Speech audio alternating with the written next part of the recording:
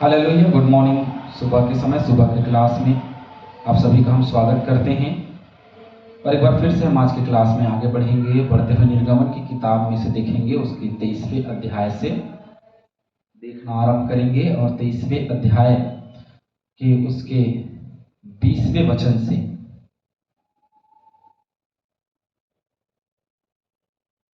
देखिए, यहाँ पे एक दूत का वर्णन हमको मिलता है और ये एक ऐसा दूत है जो मार्ग की तैयारी के लिए है।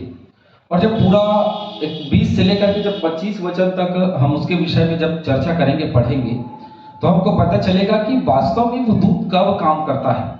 और वैसे ही पवित्र आत्मा भी काम करती है। आज जो हम बात कर रहे हैं, बाइबल में पवित्र आत्मा कैसे काम करती है और उसका रीजन या उसका कारण क्या होता है, इसके विषय में आज की सुबह हम चर्चा कर रहे हैं। क्योंकि पुराने समय में दूत जो परमेश्वर ने भेजा इजरायलियों के बीच में, या अभी जो पवित्र आत्मा के रूप में प्रभु यीशु मसीह ने कहा कि मैं तुम्हें एक सहायक दूंगा, तो अभी एक पवित्र आत्मा के रूप में एक सहायक जो हमारे बीच में काम करता है।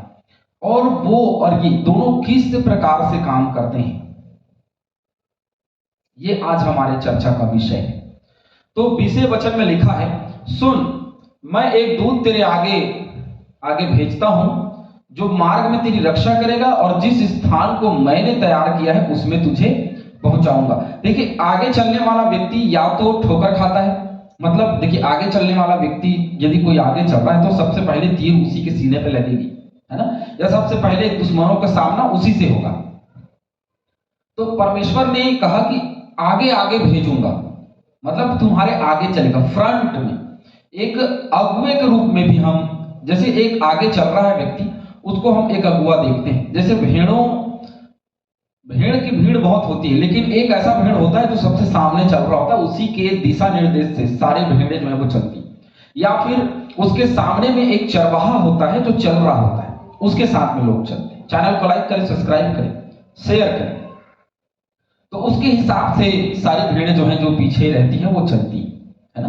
तो इस प्रकार से हम देखते हैं। तो उसने कहा कि मैं तुम्हारे आगे एक दूत भेजूंगा, और प्रभु यीशु मसीह ने कहा कि अच्छा चरवाहा मैं ही हूं।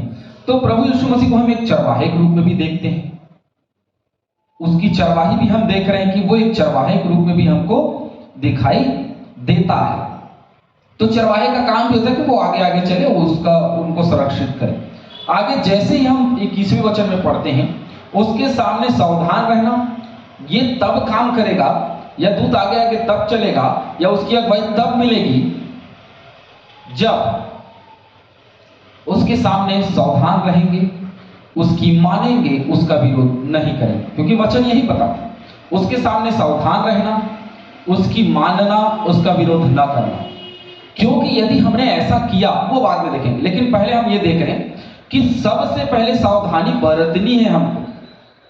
यदि पवित्र आत्मा हमारे जीवन में है तो उसके लिए सावधानी बरतनी। यदि दूत हमारे आगे है तो उसके लिए सावधानी बरतनी है कि वो दूत के अनुसार हम चलें, वो जिस दिशा में जा रहा है उसी दिशा में हम भी बढ़े, या वो जो अगुवाई कर रहा है उसी अगुवाई में हम भी चले।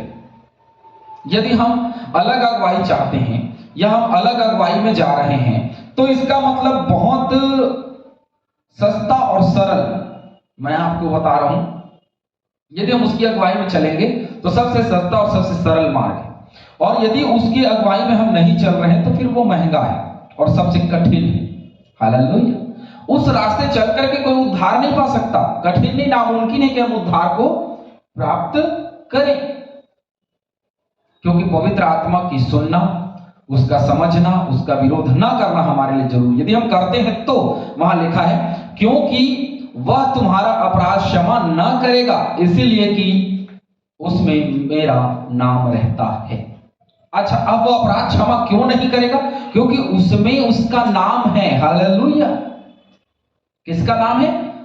परमेश्वर का नाम। वो कहता है कि उसमें मेरा नाम है, इसलिए वो अपराध क्षमा नहीं करता। क्योंकि मैं पाप से घृणा करता हूं, तो वो भी पाप से घृणा करता है। जैसे हम अपराध की दशा में आते हैं तो हमारी दिशा बदल जाती है, और दिशा उद्धार के मार्ग से अलग हो जाती है, और हम दंड के योग्य होने लग जाते हैं। और यही गड़बड़ी आज हम मसीही कर रहे हैं। हमको लगता है कि हम वचन में बने हुए हैं, हमको लगता है कि हम वचन के अनुसार चल रहे हैं, लेकिन ऐसा नहीं है। हम वचन के अनुसार चलने का प्रयास भी नहीं करना चाहते, क्योंकि हमको लगता है कि हमारा जीवन सही है, सब कुछ गलत नहीं है, हमारे जीवन में सब कुछ सही है। हम बदलना नहीं चाहते, हमारा मन नहीं बदलना चाहता, क्योंकि हमको लगता है कि जिस स्थिति में आज हम हैं वो स्थिति बहुत अच्छी है।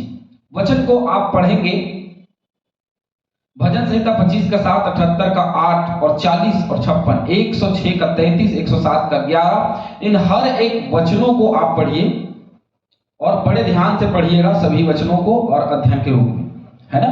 तो यहां पे हम देख रहे हैं कि परमेश्वर यहोवा, पहला यूहन्ना 5 का 16 हम पढ़ेंगे।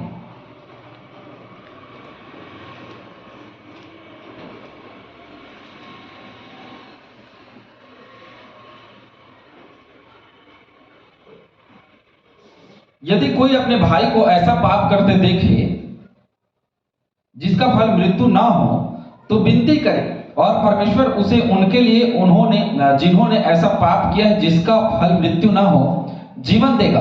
पाप ऐसा भी होता है जिसका फल मृत्यु है, इसके सामने बातचीत करेंगे, तुम्हें शांति मिलती रहे। यहाँ के मित्र तुझे नमस्कार करते हैं, वहां के मित्रों से नाम की लेकर नमस्कार कह देना।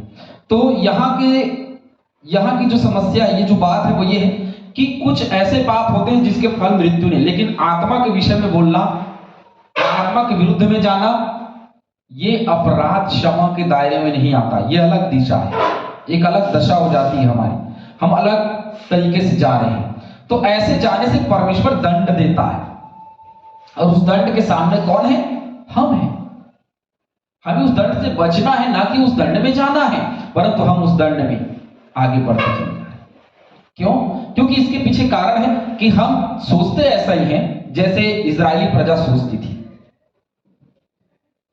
यदि 22वें पद को पढ़ेंगे, यदि तू सचमुच उसकी माने, परमेश्वर यहोवा एक बार फिर से उस चीज को दोहरा रहा है, यदि तू सचमुच उसकी माने और जो कुछ मैं कहूं वह करे, तो मैं तेरे शत्रुओं का शत्रु और तेरे द्रोहियों का द्रोही बनूंगा। अब हम बोलते हैं कि हमारे दुश्मन को प्रभु सजा दे, हमारे दुश्मनों का प्रभु जीवन को बदल, लेकिन हमारा जीवन नहीं बदला। हम सचमुच में उसके अनुसार नहीं चल रहे, हम सचमुच में पवित्र आत्मा की अगुवाई में नहीं चल रहे, अब उसके दूत की अगुवाई में नहीं चल रहे हैं, और हम ये कहते हैं कि प्रभु हमारे शत्रुओं के मन को बदल। कैसे बदलेगा? क्योंकि यहां पे सिचुएशन, यहां पे जो कारण है ये है, और यहां पे दशा है वो ये है कि मैं नहीं बदलना चाहता, मैं चाहता हूं कि दूसरे बदल जाए, और ये गड़बड़ी होती है मनुष्य के जीवन। तो बाइबल में ऐसा वर्णन कहीं भी नहीं है कि मैं बदलना नहीं चाहता और दूसरे बदल जाए। यदि आप ऐसा सोचोगे तो ऐसा नहीं होता, क्योंकि बुरा देखने वाला व्यक्ति हमेशा बुरा ही देखता है, और अच्छा देखने वाला व्यक्ति कभी बुरा नहीं देख सकता। और हमको आगे बढ़ते रहना है, इसलिए क्योंकि वह कहता है कि तुम मेरी मानो, उसकी सुनो, दूत की, उस आत्मा की सुनो, तो जो तुम्हारे शत्रु होंगे वो मेरे शत्रु, और जो द्रोही है वो द्रोही। हमको दुश्मनी निभाने की जरूरत नहीं है, हमको दुश्मनी बताने की जरूरत नहीं है, परमेश्वर आप ही उनको सजा देता है।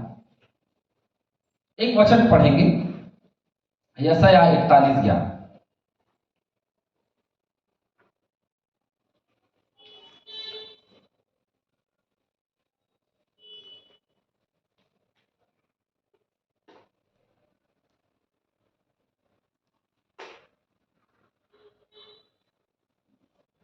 देख, जो तुझसे क्रोधित हैं वे सब लज्जित होंगे। देखिए, जो हमसे क्रोधित रहता है या जो हमसे दुश्मनी निभाने की कोशिश करता है वो लज्जित हो जाएंगे। जो तुझसे झगड़ते हैं उनके मुंह काले होंगे और वे नाश होकर मिट जाएंगे। हमें किस बात की चिंता? परमेश्वर यहोवा ने वाचा बांधा ना, उसकी वाचा को समझिए, उसके वाचा के अनुसार अपने जीवन को चलाइए। उसका वाचा ये कहता है कि तेरे शत्रु जो क्रोधित है तुझ पर, कल वो लज्जित हो जाएंगे, कल उनको झुकना पड़ेगा, कल वे शर्म के मारे पानी पानी हो जाएंगे। हमको अपने जीवन को चलाना, हमको अपने जीवन को बना के रखना बहुत जरूरी, और उसी के अनुसार चलाना जरूरी है। 23वें वचन में जब हम पढ़ेंगे, इस रीति मेरा दूत तेरे आगे आगे चलकर, क्योंकि वो आगे आगे चलेगा तो फिर कोई दुश्मन तुम्हारे सामने टिक नहीं सकता, क्योंकि युद्ध में शामिल कौन है? परमेश्वर यहोवा। युद्ध में अगुवाई कौन रहा है? उसका दूत अर्थात परमेश्वर यहोवा। तो लिखा है एमोरी, हित्ती, परिज्जी, कनानी, हिब्बी, यबूसी लोगों के यहां पहुंचाएगा और मैं उनका सत्यानाश कर डालूंगा, क्योंकि वो स्थान मैं तुम्हें दूंगा। अर्थात जिस स्थान से तुम चलोगे वहां आशीषें होंगी। किसके लिए? तुम्हारे लिए। और जिस स्थान से तुम चलोगे वहां जो तुम्हारे शत्रु हैं वे नाश किए जाएंगे, क्योंकि मैं बैठा हूं, मैं नाश कर डालूंगा। इसलिए दूध के चलाए चलते रहिए। और जो दूध के चलाए चलता है, 24 पद में लिखा है, उनके देवताओं को दंड ना करना और ना उनकी उपासना करना। कई दफा ऐसे होता है कि हम देखते हैं कि नहीं ठीक है, संस्कृति है और संस्कृति के अनुसार हम भी चलने का प्रयास करते हैं। नहीं, उनकी संस्कृति है वो माने, लेकिन हमारी संस्कृति है कि हम मूर्ति पूजा नहीं कर सकते, नहीं हम उनकी उपासना कर सकते हैं, और नहीं हम उनके साथ बैठ सकते हैं, नहीं हम उनकी परंपराओं को मान सकते हैं, क्योंकि हमको उन परंपराओं से परमेश्वर ने अलग रखा है और उस परंपरा के अनुसार चलने के लिए नहीं बनाया, उससे अलग रहने के लिए बनाया। क्योंकि आगे लिखा है, वरन उन मूर्तों का पूरी रीति से सत्यानाश कर डालना और उन लोगों की लाटों को टुकड़े टुकड़े कर डालना।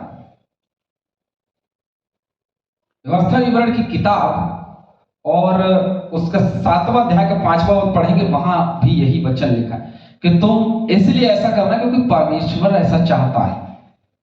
परमेश्वर ये नहीं चाहता कि कोई उसको दंडवत ना करे, किसी और को दंडवत करे। वो चाहता है कि लोग उसी को दंडवत करें, उसी के संग और साथ बने रहे। यशायाह 27 का 9 पढ़ते हैं, चलिए।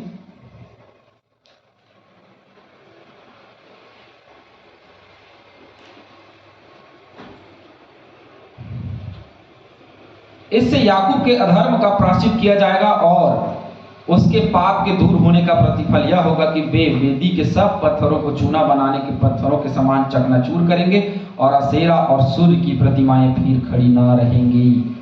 कभी भी ऐसा ना होगा, फिर से ये प्रतिमाएं खड़ी नहीं होंगी, क्योंकि परमेश्वर उनको तोड़ डालेगा, उनको मिटा देगा। हालेलुया।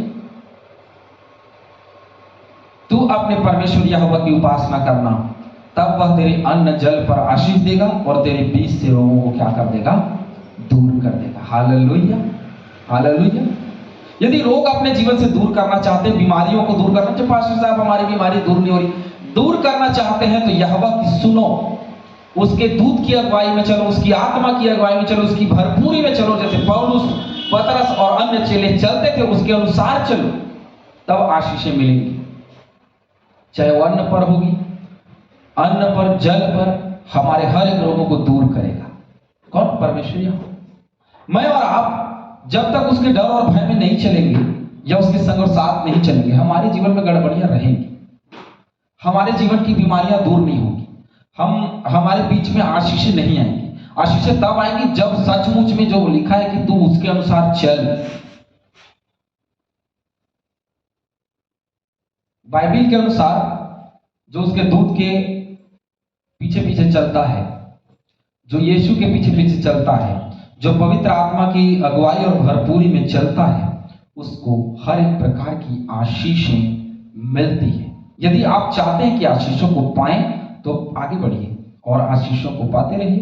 प्रभु की असीम आशीषें आपके साथ बनी रहेगी तब जब हम उसकी अगुवाई में चलेंगे, उसकी मानेंगे, उसकी सुनेंगे और उसके विरोध में कुछ ना बोलेंगे। क्योंकि सब चीजों के विरोध में बोलना तो उस अपराध का क्षमा है, लेकिन परमेश्वर की